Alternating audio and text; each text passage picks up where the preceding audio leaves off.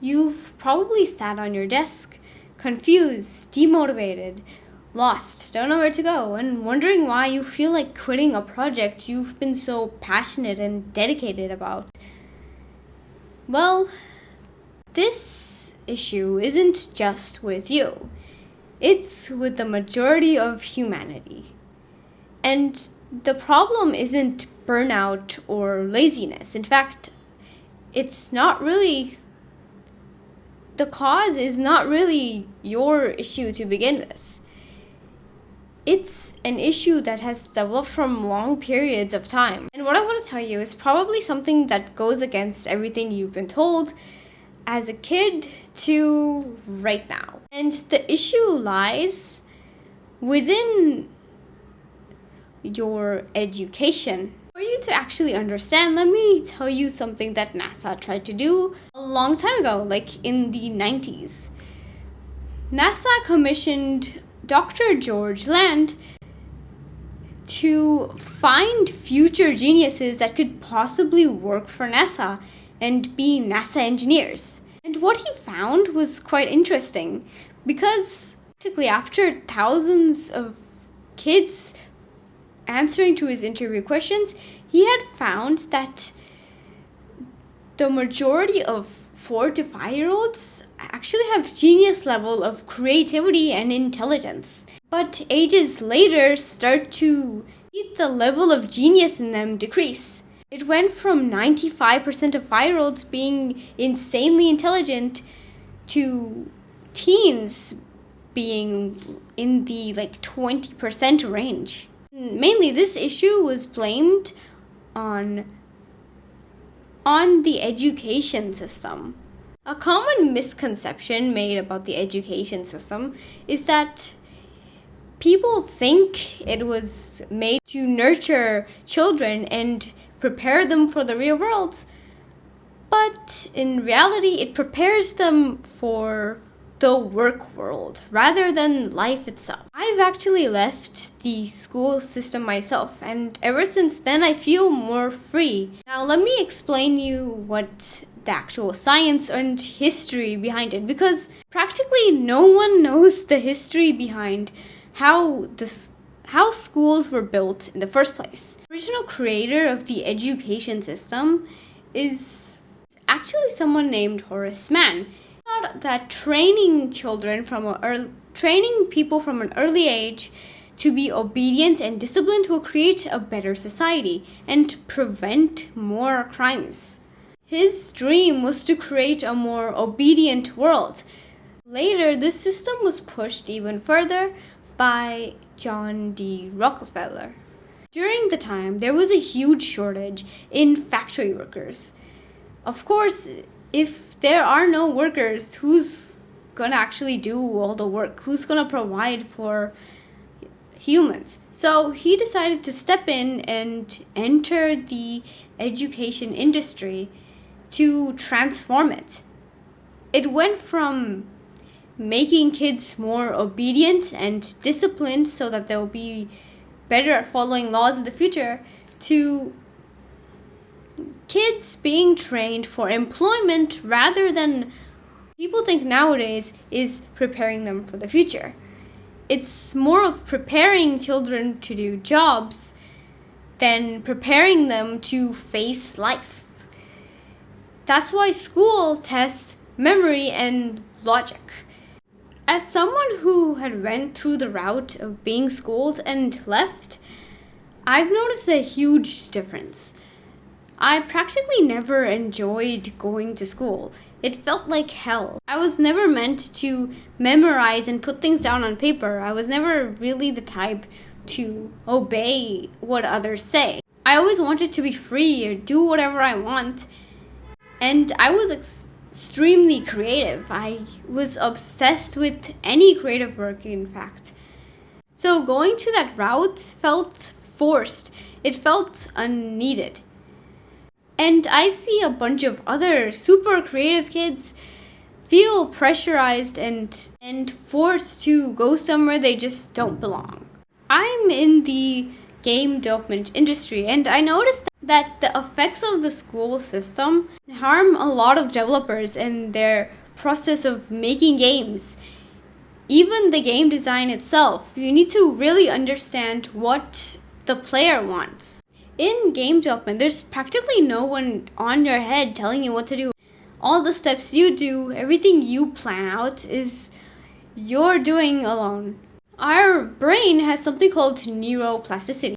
It's basically the brain's function to rewire itself and basically create habits and structures. When your brain is still in its developing phase, the neuroplasticity in your brain isn't as strong. You can learn, pick things up very easily. But when you're trained to answer someone's instructions every time and memorize, follow existing methods, always do what the teacher is told instead of actually innovating and learning to process or do stuff on your own, the brain gets it needs someone to tell you what to do each time.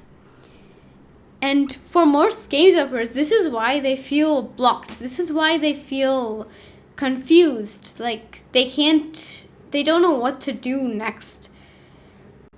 It's because their brain has been trained and wired to constantly do what is told and follow already existing methods. For developers, this harshly affects their games. The brain is not used to making its own path or using its critical thinking abilities. Most games don't feel innovative. It creates the block in your mind, you don't know what to do, you don't know how to be creative. And it results in copycat ideas, copycat games, copycat ideas, things that just don't feel new or unique. And the developers lose sight on how to actually add the consistent fun factor in games. And the thing is, when it comes to the player's life, when it comes to the player, they play video games as an escape. You have to know that the player basically has a super messy and hellish schedule. It's always one thing after another. So, of course, everyone needs a bit of a break. Everyone needs a bit of time off to recover. For the player that's playing video games, they want to make use of the little time they have. They want to feel like they're in control. They want to feel creative, or they want to actually feel like they can express themselves. And in games, those are supposed to be the traits that games are supposed to embody. But now there's more copycat ideas and less creativity. There's less uniqueness going on in the industry, which makes the player feel bored. Everything's just the same. So most likely just leave and play it once, leave, never come back, because there's 1,000 other options that are extremely similar. There is a way to actually help your brain grow, and the best way to do that is to unclutter your life and basically just spend more time alone. Why does being alone, being isolated from distractions, isolated from anything that keeps your mind busy, how does it exactly help? Well, when our brain is inactive, it wants to find a way to basically entertain itself. So it enables something called the default node network. And this network and this part of your brain is strongly hooked to daydreaming and to producing creative ideas.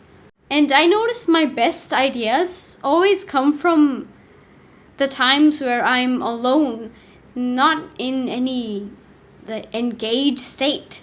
Another thing to do to help your brain produce ideas, help your brain become more independent, is to start forcing it into uncomfortable situations.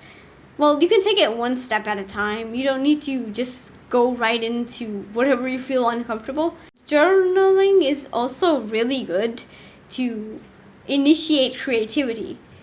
Is to start seeing the same idea in other perspectives or in other ways. Like, maybe take a mechanic or just basically an idea, a concept, and try reworking it. Try seeing if there's any unique way to think of that concept, if there's any unique way to build a concept or mechanic.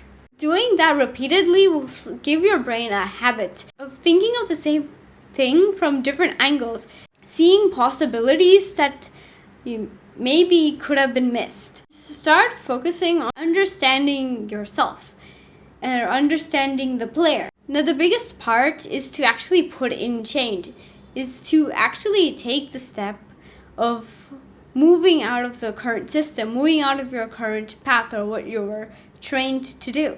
The current education system is more supportive to people who want to do jobs. It's not, if someone tries to do something unique or they want to do something of their own, they don't want to follow the 9-to-5 life of waking up, going to some place you hate, being told what to do constantly, being forced to do night shifts just for the survival and just for surviving and getting money. If someone wants to do something of their own, maybe start a business, start branding themselves, they're going to be completely lost. They're just going to get out in the world and fail continuously because they never learned the other path. They never learned what life actually is, which is not just memorizing and putting things down on paper. It's more complicated. It's more deep and interesting than that. Now, this is the end of the video. See you guys in the next one.